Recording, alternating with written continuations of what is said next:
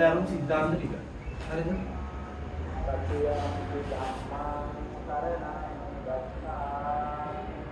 මට කියන්න මෙතන තියෙන මොකද්ද?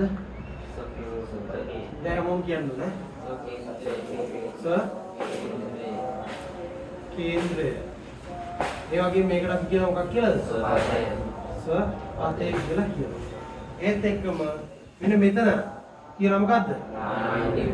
ඥාන ව්‍යුහය. ඒ වගේම මම කිව්වා අපේ තුන්වෙනි සිද්ධාන්තයේ විදිහට අපි ඉගෙන ගන්නවා මොකද්ද? තේරුණාද? ඉතින් තායි ඉගෙන ගන්න. දැන් මෙතනින් ගත්තම ස්වකේන්ද්‍රයේ ස්වපදයක් කියලා කියන්නේ මොකද්ද?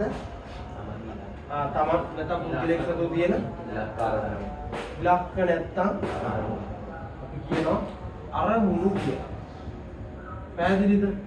දැන් ඔයා A level විභාගේ පාස් වෙන්න ඔයා සතුව තියෙන්න ඕන දැන් ඉලක්කය තමයි A level විභාගයේ පාස් වෙනවා කියන එක. A level විභාගයේ කොට දා ගන්නවා කියන එක තමයි අරමුණ. තේරුණාද? A level විභාගයේ පාස් වෙලා විශ්වවිද්‍යාලය යනවා කියන එක තමයි අරමුණ. එහෙනම් ඒ අරමුණට යන්න ඔයා සතු තියෙන්න ඕන මොනවද? ඥාන ව්‍යුහයක් කොට දා ගන්න ඕනේ. ඒ කියන්නේ දැනුමක් ඔයා සතු තියෙන්න ඕන. දැනුම තොරතුරු කියන එක ඔයා සතු තියෙන්න ඕන. ඒකයි සමහර අවස්ථාවල මෙතන කියන මොකක් කියලාද?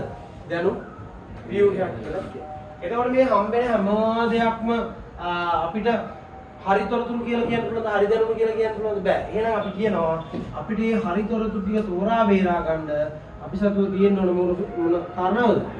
කුසලතාව කියන එක. දැන් ඒ යටතේත් අපි මෙන්න මේක කතා කරන්නේ දැන් පැහැදිලිව. මේ ඉලක්ක අරමුණු කියන එක නේද? ඉලක්ක අරමුණු කියන එක.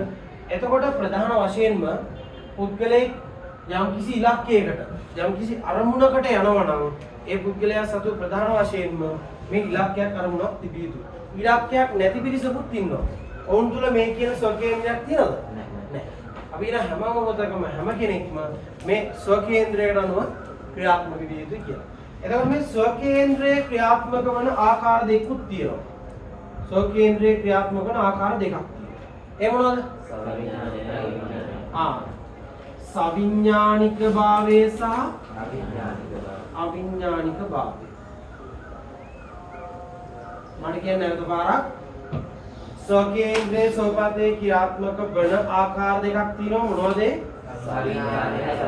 සවිඥානික භාවය සහ අවිඥානික භාවය.